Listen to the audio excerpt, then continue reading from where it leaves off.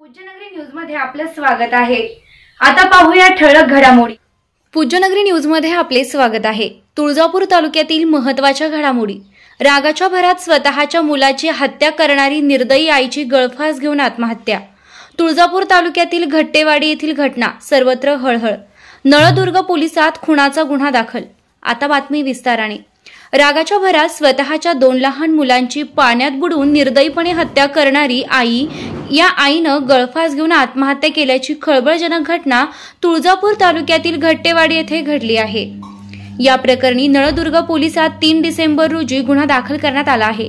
याबाबत पोलिसांकडून मिळालेली माहिती अशी की यातील आरोपी राधिका गणेश घट्टे वय 25 वर्ष राहणार घट्टेवाडी तालुका तुळजापूर ही महिला रागीट व तापट स्वभावाची असल्याने व तिला तिची लहान मुले सांभाळायचा व घरातील कामाचा त्रास होत असल्याने राधिकाने रागाच्या भरात स्वतःची मुलगी श्रेया वय वर्ष 1 9 महिने व मुलगा श्रेयश वय 4 महिने यांना घरातील पाण्याच्या बॅरलमध्ये बुडवून जीवे ठार मारले व त्यानंतर राधिकाने गळफास घेऊन आत्महत्या केली आहे। या प्रकरणी गणेश सुनील घट्टे यांनी दिनांक 3 डिसेंबर रोजी दिलेल्या फिर्यादीवरून मयत आरोपी राधिका घट्टे विरुद्ध नळदुर्ग पोलीस ठाणे येथे गुन्हा दाखल करण्यात आला आहे।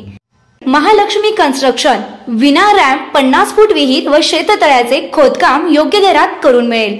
पत्ता वडनेर तालुका परंडा। संपर्क 907542 6642। महत्त्वाच्या घडामोडी पाहण्यासाठी पूज्यनगरी न्यूज चॅनलला सबस्क्राइब करा। धन्यवाद।